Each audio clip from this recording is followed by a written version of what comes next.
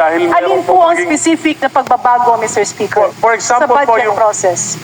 sa aking pagkakalam, yung small committee, hindi na po nalalaman ng mga miyembro ng kinatawan yung mismong inaaprubahan at pinapasa sa Senado. So dito sa mga pagbabago, meron pa po. sa dito Bukod sa po doon, pagbabago, Honorable Erice, nakasaad ba dito na yung presidente ay nagbibigay ng proposal during the bicameral conference committee meeting? hindi po natin alam yan. Sila lang po nakakaalam. And this is precisely my kaya nga po point. nagtatago na sila lahat. This is Lahat sila, wala precisely na rin my alam. point, Mr. Speaker, distinguished colleagues. Managot ang dapat managot. Kung sino man ang lumait at manggulo ng proseso ay dapat managot. But we can't model the issue by finger pointing and saying na ito si Juan, ito si Maria, ito si ganito ang nagpasok. Mas lalong nagiging magulo ang sistema. Ang katotohanan, Mr. Speaker, with due respect, Honorable Arice, merong proseso, merong sistema. Nagkataon lang na malamang may umabuso. At yung pag-abuso na yon ay hindi mo pwedeng ituro sa kahit sino na walang preba. If we want to reform the system, let us reform the system through a transparent budget process. Huwag yung turo dito, turo doon kasi gulong-gulo na ang Pilipinas. Gulong-gulo na ang mga tao. Let's base our comments, our statements on facts.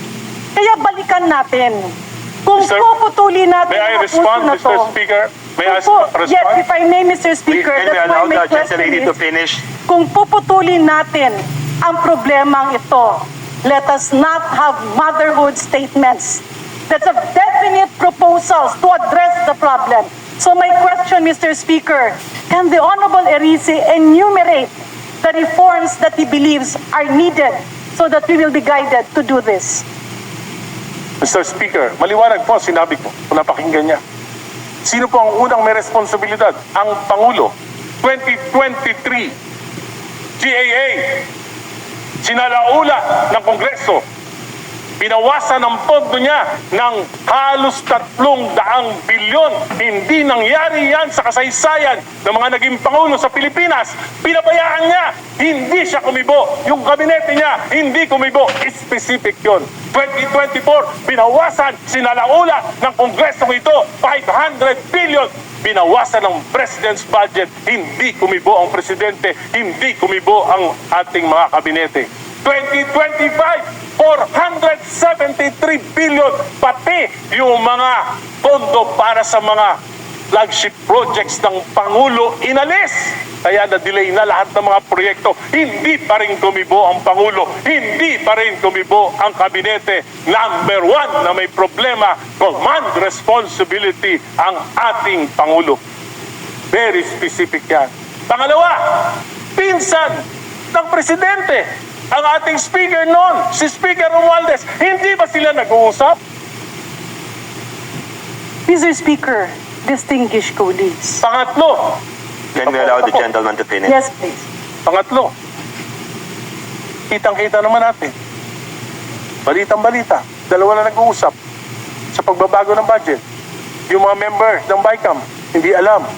Sinabi ni Senate Finance Chief Grace po, pinirmahan niya lang pero hindi siya alam. Ang si Senate President Chis Escudero lang at si Chairman Saltico lang ang nag-usap. Regular ba yun? Hindi po regular yun. Maliwanag po yung mga sinasabi ko. Specific. Mr. Speaker, ulitin ko lang po. Ang reformang narinig ko sa ating kagalang-galang na kulig ay hindi sang-ayon dun sa aking ekspektasyon, if I may, pasensya na po. Kasi nga, ang tanong ko is, what are the specific reforms that we need? Unfortunately, what I am hearing are allegations, number one, binawasan ang mga budget. Number two, magpinsan ang presidente at ang speaker. Number three, nagpirmahan ay 2 tao lamang. Mr. Speaker, distinguished colleagues, andyan nga ang problema. Nakita ngayon ay hinahanapan ng solusyon. And if we are talking about reforms, the reforms should actually be on accountability, on transparency. Ano pang reforma? Number 1, transparent budget process. Number 2, napaka-imposible naman na pipirma ka ng mga bagay na hindi mo alam. Kasi ang pumipirma ng budget ay ang bicameral conference committee members. In other words, balikan natin. If we need reforms, babalik tayo, totoo ba na nahimik ang mga kabinete? Totoo ba na lahat ng budget ng kabinete, there are a lot of problems, and that is why we are in this series of investigations. But it will just add chaos. If we will take advantage of the situation and instead of demanding for genuine reforms, we twist the situation and talk about politics. In other words, Mr. Speaker, distinguished colleagues, tama naman. Natuldukan ito, hanapan ng solusyon, and push for genuine reforms. Pero kung ang naging mali ay merong bumaluktot sa mga bagay na hindi dapat baluktutin, yun ang dapat managot. But we cannot pull down our people and our government by not proceeding to concrete investigations that will really pinpoint the problem of all of this. Maraming salamat, Mr. Speaker, and of course, with due courtesy to Congressman Erice, I am with you in calling for reforms. But if I may appeal, let us push for individual concrete reforms that Congress can perform.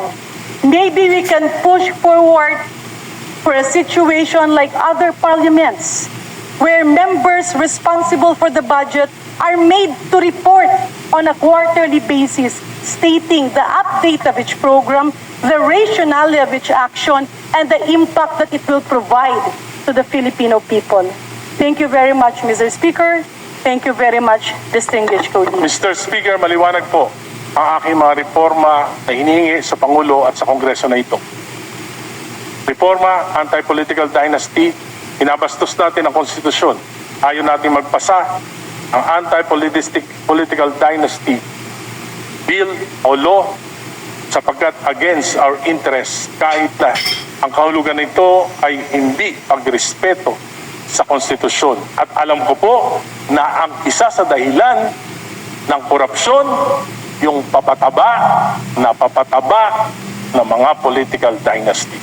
Pangalawa, alam ko po, balimbingan, walang prinsipyo, pagpalit ng partido kung saan makikinabang, yan po ang pangalawang dahilan ng korupsyon.